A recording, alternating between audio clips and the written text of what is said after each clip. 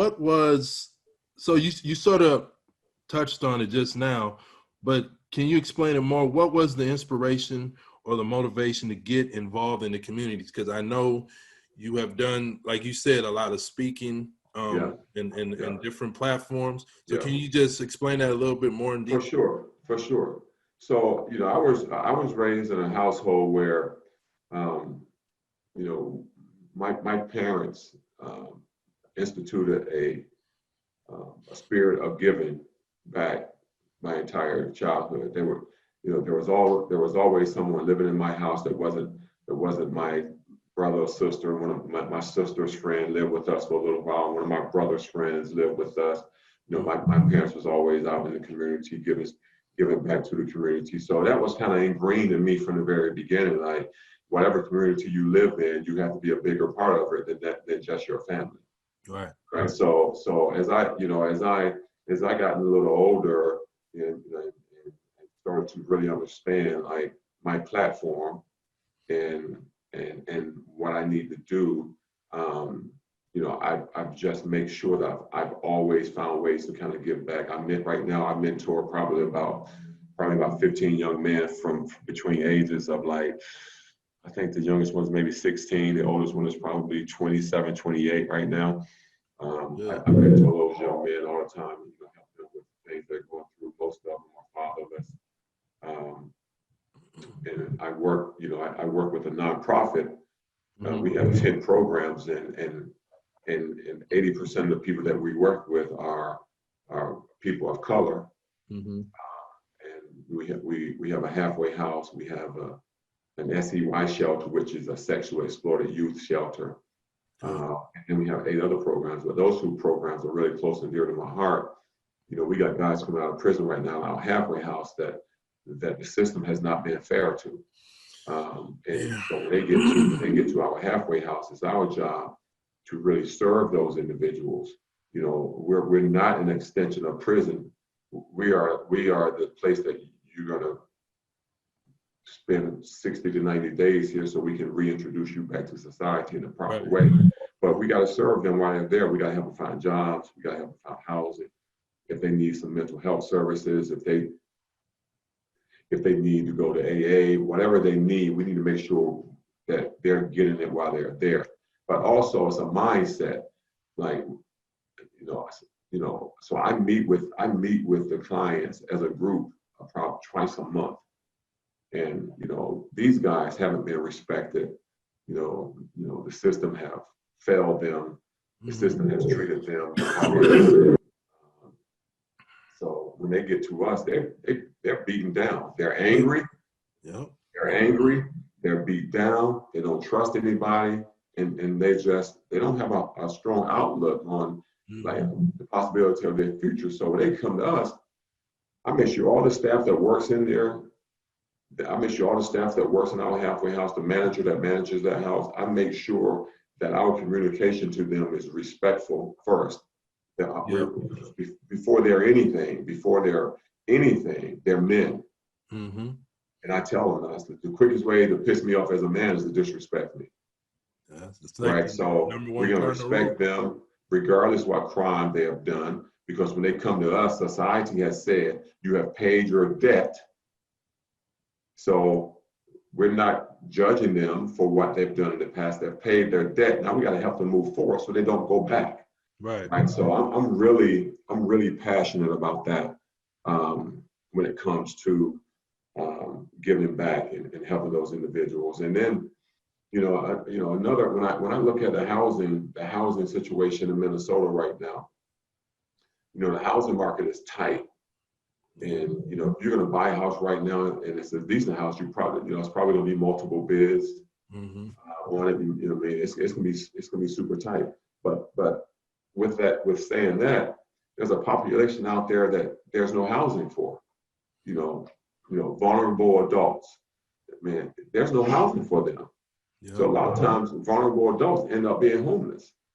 And then a lot of the homeless individuals, there's no reason they should be homeless, but it's a section of people that not a lot of individuals focus on, because you think if it's not happening to me, it's not my problem. but it is. And so in my heart, it's all of our problems. So I do a lot in working with those groups of people to try to help find housing, trying to make sure that they're stable.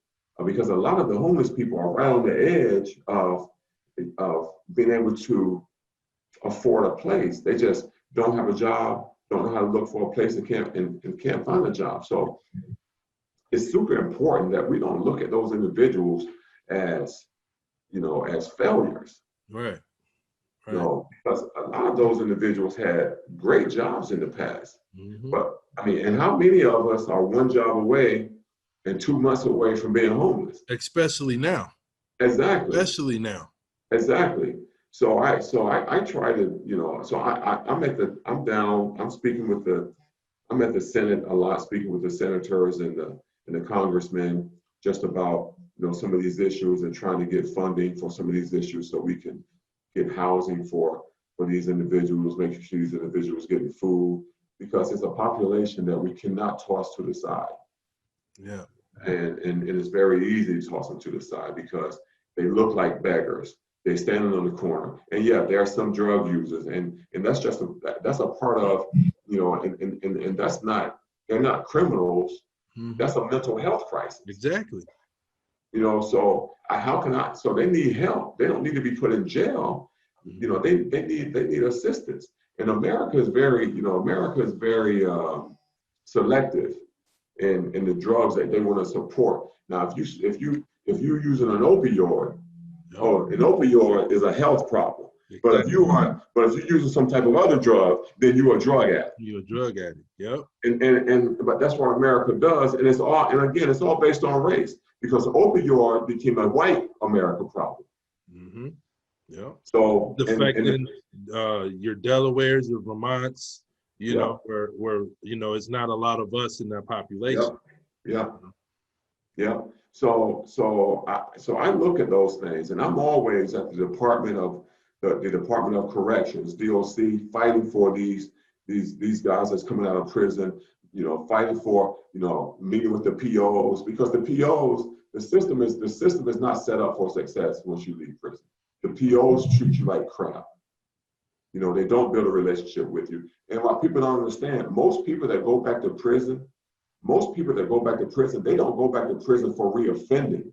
They go back to prison for a violation. For drinking, or for smoking marijuana, or being at an address that you shouldn't be at. Come on, man. I mean, if I had to be held to that standard right now, I mean, could I be successful? I mean, we try to hold those individuals to a standard that we don't even hold ourselves to. It seems like when they get out, sometimes it's like they're worse off when they were in prison, sure they meaning the things that they have to answer to. For sure they are. I mean, I could some of the stuff that we're expecting these individuals to do. I look at my life and I'm like, man, if I had to stay away from all of those things, could I? Yeah.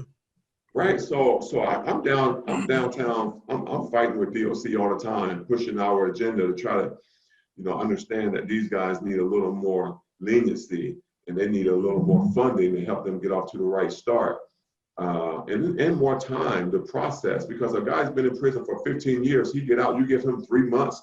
You give him 3 months to find a job in housing. Come on, he's been away for, and if he don't find that in 3 months, he goes back to prison. Yeah. I mean, that's a lot of pressure on an individual. And so we try, so I am really passionate about guys leaving prison and society giving them a fair chance to be successful, and not holding them to a standard that we're not even holding ourselves to. Right. So, with all that being said, let me go into this then. How can so-called Black people, our people, unite, especially with the aftermath of Brother George Floyd and the tensions that's been going on in the city? Because I love my city and it breaks my heart with what's going on.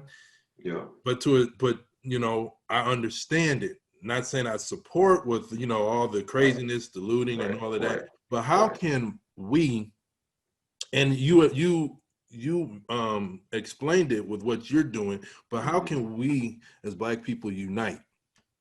Well, first of all, we got to get more involved. Well, let Mm-hmm. me back up. No. First of all, we got to stop hating each other. I agree.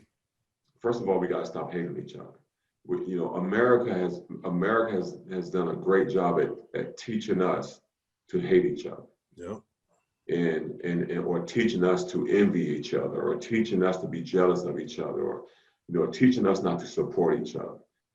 First of all, we got to stop doing that, and we got to understand that we got to get back to the village mentality. I agree. That you know what, you may not be my kid, but if I see you doing wrong, it is okay for me to say, hey, young man, Yeah. right? And we gotten away from that. And honestly, when I think about America, the black families started changing in the 60s. And we had, in the 50s and the 60s, we had less than we have today, but we were stronger. Yeah, we were. We were stronger. When it came time to boycott that bus company in Alabama, we did it. And that was before we were able to vote. Right. We got things changed. They shut it down. Now, could we do that today? I don't think so. I don't think so. Because America has done a great job. And one of the big problems that America has one of the big issues that America has done to us, and I don't know if it was on purpose or not, Mm-hmm. is welfare. Oh, yeah. They said to the black mom, I'm not going to give your black man a job. Mm-hmm. So he ain't going to be able to help you. But I can help you. But he can't live here. Can't live here, yeah. He can't be around. I think it was Lyndon Johnson that signed that. Yeah, so then the mom, yeah, this black mother got to make a decision. Do I get money to feed my baby and have a place to live? Or do I stay with my man, even though they're not going to give him a job to help support me? yeah. So then that starts separating the family. And I think that's what led to a lot of our sisters saying, I don't need no man. Yes. And that led to that, in the 70s, Yes. that feminist movement. Not saying that the feminist movement is all bad, Right. but it just sort of led into, I don't need no man because I'm connected to the welfare of the government. Right. So that started to slowly rip the black family apart to now where we look at our families today. We're not only our families ripped apart, but we as a people are ripped apart. I think it's because we stand as individuals. Because we stand as individuals. Yep. Back then, man, we were such a group. We were. And we were such a community. So we got to find a way to get back to that. And we got to find a way to start working together. Like, I commend you on what you're doing right now, brother, because we need more of this. We need more positive talk about our community, about our people. We need to stand together tighter. We need, honestly, thank goodness for the cell phone camera. Yeah. Yeah. Thank goodness for the cell phone camera, because all of this racism that has been going on forever, ever since we was brought here. Yeah. It's been going on forever. It's now being captured on tape. Yeah. And now it's starting to happen. Right. If you notice in the protest, and the people that are protesting, what's starting to happen, there's a lot of white folk out there protesting too. Exactly. That's what I was just about to say. Because they see now for the first time that, you hear rumblings of it in the past, but seeing is believing. So now they seeing on these videotapes, on these cameras, this information that these cell phone cameras are taking. They're seeing the injustice. They're seeing the brutality. Exactly. And if you are a decent human being, you cannot sit on the sideline. Exactly. And you know what has happened with my experience with some of my former Caucasian classmates from high school or acquaintances. Yeah. I remember one guy I graduated with from high school, and we were cool, and we sort of had a falling out because over the Trayvon Martin thing. Yeah. Right? Yeah. And he was saying, he was sort of making fun of Black Lives Matter. This was when they first started. Yeah. And I just didn't like that. And we went back and forth on Facebook. Now, fast forward to what happened with George Floyd. because Yeah. I met George Floyd. That was one of Yeah. my friends, really good friends. Okay. And so what happened with that, and this goes to your point about the camera phones and seeing it. Yeah. This guy from my high school was so hurt by what he saw and so touched, it humbled him so much. He was reaching out to me. Now I was hesitant to reach back to him because of what happened in the past, because me and him were pretty cool in high school. But you know, with the Trayvon Martin thing, I was really hesitant to answer back. Right. Right. But eventually I answered back, and he was so humble, and he said, "You know what? I was in denial." Wow. And he, like you just said, seeing these videos, yeah, it's either you're going to really humble yourself with what you see, or you just going to keep being in denial. Right, right, right. And that's what's happening. Like I had a lot of my, white friends, acquaintances call me, and they ask me a question. Mm-hmm. And they all want to know the same question. They ask the same question. What can we do? Yeah. But you know what I had to do as a Black man? When they start asking me that question, I had to then think to myself, what am I doing? Yeah. Like, what am I doing? So I remember telling them, you know what? I got to figure that stuff out. I got to figure that out for myself before I can even give you any advice. Yeah. Like, I got to see, am I doing enough? Am I on the sideline? And if I'm on the sideline, get off the damn sideline. Yeah. Like, you got to get involved. You got to get vocal. Like, I am not being quiet. I am not quiet ever again. I'm not being quiet. Yeah. I am not going to be quiet ever again. Like, and I'm not quiet when I go to talk to DHS, Department of Human Services. I'm not quiet when I go talk to DOC, Department. When I go talk to DOC, Department of Corrections, I'm not quiet. Like I'm super vocal, and I'm not quiet at my job. I'm not quiet. Mm-hmm. I am not quiet, because if you're quiet, you're part of the problem. Yep. And I think America sort of teaches that too. If you're quiet, you're part of the problem. Right. So I'm like not being quiet anymore. And I'm telling you, I'm so impressed. I'm so impressed with the younger generation, because if you look at those protesters, that's who's out protesting. Mm-hmm. They don't, my generation, I'm 55. My generation has been taught to keep your head down, work hard, stay humble, don't cause no rift. Man, this younger generation, they don't care about losing their job. No. They don't care about. They don't have fear. They have no fear. They have no fear, man. I look at them and I wish I was that courageous when I was their age.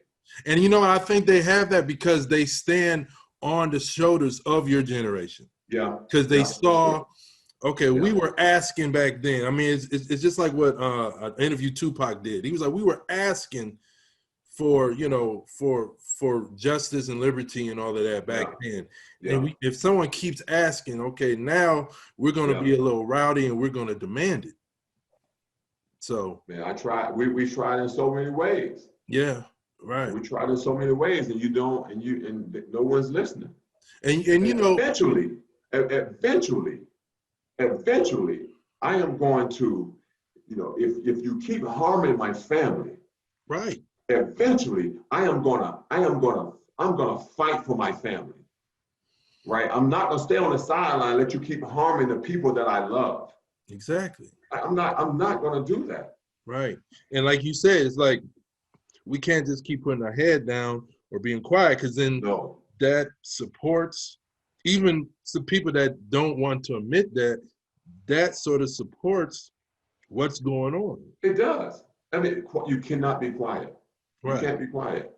Like exactly. Us as Black people cannot be quiet anymore. But we gotta come together as a people, though. Like we gotta. And I don't have the answer to this, and I wish I did. But we gotta come together as a people. We gotta help our younger generation know that they are loved, that they are valuable, and that they're special. I don't care what their circumstances are. I don't care where they live. I don't care what their parents do. There's value in all of them, because honestly, where I came from, we were poor. I grew up poor. I didn't understand some nights where we were just having rice for dinner, and we did that 3 nights in a row. I didn't understand that, but I look back on it, and now I know why we were having rice, because that's all we had. But you felt rich though because of your family. Exactly. Yep. Exactly. But again, that's what America has done to the Black family. It has taken that part out. Like, that richness. Do you remember like how, like you said, it took a village? Do you remember just like back then we all called each other cousins and we weren't cousins?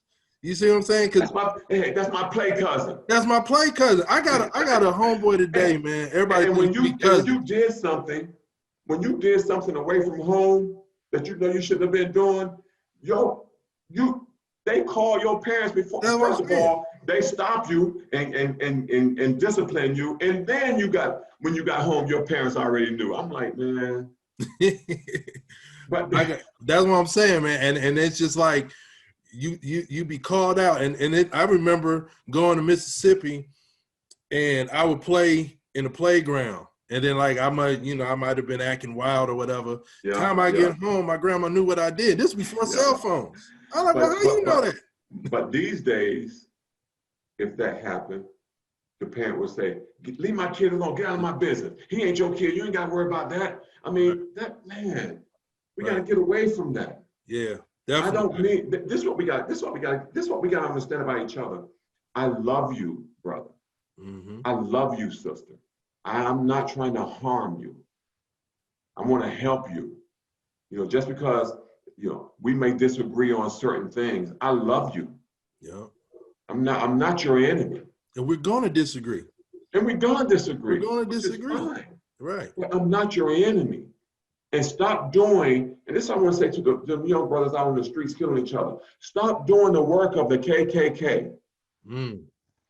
Stop doing the work of the white supremacists. When we kill each other, we are doing that work for them. I agree. We are doing that work. I agree. We are doing that work for them. How can you argue that point? Right. Stop doing their job. Stop doing their work. And then, when that happens, Richard, that causes confusion. Yes, it does. It causes confusion because then you have some of our white friends or our white acquaintances say, well, you guys kill each other. So what do you want from us? But this is what I also stated. I hate when people say, well, look at, 90% of black people that are killed by other black people. True. But you know what? 86% of the white people that are killed by white people. Exactly. Which means you have conflict with people that you live around. Exactly. But you never hear that stat about white people. It's only about black people. Or any other social group. You don't hear that about Chinese people. So it's also the media, like the way the media portrays us, and the way, the media is a powerful thing. It is. I don't watch the news, man. I don't watch it anymore. I don't watch CNN. I don't watch Fox, because everyone has a spin. Everyone has an agenda. Well, news became a show, is what it was. What you're explaining. CNN and Fox and all of that stuff became a television show instead of actual news. That's what it is. That's what it is. Everyone has an agenda, man. Before I get you out of here, man, I wanted to talk about being the father of professional ball players, your son and your daughter, man. Yeah. Man, it's just a blessing, man. I'm just like any other parent, man. When you have these babies, man, you put everything that you have, you put it into them. You want them to be successful. You want them to be healthy. You want them to live a good life, and you hope and pray that those things gonna come true. And I, one thing God has blessed me with was the ability to play basketball. And when I started having my kids, that's one thing that I kind of instilled in them. And honestly, man, I didn't have dreams or expectations of them being in the WNBA or the NBA. I was honestly just kind of put into them what was in me, because I knew how the game of basketball helped me throughout my entire life, not just on the court, but even off the court with the way I do things and go about life. So I was trying to instill those things in them. they just, they worked hard, and it's a blessing. I mean, I got two kids in the bubble right now, in the NBA bubble and the WNBA bubble, and it's a blessing, man. But what I would say to parents though, and I really mean this, like, I think a part of my kids' success is I really learned from them how to parent. Oh, I listen to their personalities. mm, They're not me. right. And I started off as a parent trying to make everybody me. Understand. Play like I played, think like I think. And I realized they're not me. Mm-hmm. They have their own personalities. So me as a parent, it's my responsibility as their father to adapt to their personalities. And then I learn how to train them, or how to parent them from what their personality is, not from what my personality is. And when I learned that, my daughter taught me that very early on. Sydney, my oldest daughter, who played at Marist, and she played overseas for a few years. Right. She taught me that. I remember taking her to the gym. She was probably 8, and she was the first. Might have been young. She might have been 6 or 7, but she was the first child that I've trained, and my first child that I've trained. Okay. I took her to the gym, and I trained her like I played, super aggressive. Right. Come on, go, push, more. That ain't good enough. And I pushed her. And on the way back home, she was in the back of the car. She wasn't saying anything. And I was in front row. I was like, man, that was a good workout, man. I had a good workout. When she got home, she ran straight upstairs to where her mom was. Okay. And they stayed in that bedroom for probably about 30 minutes, man. Wow. My wife came out, she came down, she looked at me, she said she never wants to go to the gym with you again. Wow. And I was like, reality check. whew. I was like, wow. So then I had to sit down, I had to self-evaluate. Mm-hmm. I had to self-evaluate because I got my little 6-year-old daughter that I love saying she don't never want to have this experience with me again. So I'm like, okay, where did I go wrong? So she's taught me that I'm not you, Dad. So you got to figure out who I am, Dad, if you're going to parent me right. And I figured that out. So I started she had 2 friends that played basketball. I knew she was a little social butterfly. She had 2 friends that played basketball, so I started bringing them to training with me. And then I made it a competition against me, like who can out dribble me? Who can out shoot me? And then after every session, we would go get ice cream. And they sit around and socialize. She loved it. Right. Now, if I didn't change to her personality, it would have never worked. Mm-hmm. So I would say to parents, your kids are not you. God gave them their own personality. It's your job as a parent to figure out what that personality is and parent them based on their personality. I'm gonna give you another example before we go. My oldest daughter, Sydney, I couldn't yell and scream at her throughout her basketball career. If I tell her to be aggressive, she would get so much anxiety. So I had to come up with a phrase for her that was less aggressive, but it means the same thing. Take a chance. Okay. So I came up, I would say, Sydney, take a chance, sweetie. Take a chance. And she knew what I meant, but she could receive that better than you gotta be aggressive. Right. Now my daughter Nia was totally different. Nia needed to hear from me. Nia told me, I need to hear your voice. If I'm not doing something, you need to yell at me. I need to hear you. That's the one that plays in the WNBA. And Amir, man, I don't say anything to Amir. He comes up to me a day after the game or 2 days after the game, and he says to me, Dad, what you think about the game the other night? And then we talk about it. Right. 3 different kids, 3 different personalities, and me as a parent, I gotta parent them differently. Parent that. I'm taking that advice because I got my little one on the way coming here, so I'm gonna take that to heart right there. Learn his or her personality, and then and everything that you want to instill in them, you don't have to change your values or change how you want to raise them, but learn their personalities, and you as the father, you adapt what you want to instill in them by instilling those same things, but doing it according to their personality. Okay, I appreciate that. I'm gonna end it on that because that's a good way to end it right there. But But man, I appreciate talking to you, man. You know, I've known you for a couple of years, so Yeah, it's an yeah. honor, man. I really do Hey Matt, hey appreciate you Matt, thank you coming to for support. thinking of me, allowing me this platform, and I Mhm. appreciate you reaching out, brother. Good luck to you and Definitely. everything that you're doing. Thanks, man. Definitely. All right. Stay I'll holler blessed. at you. All right.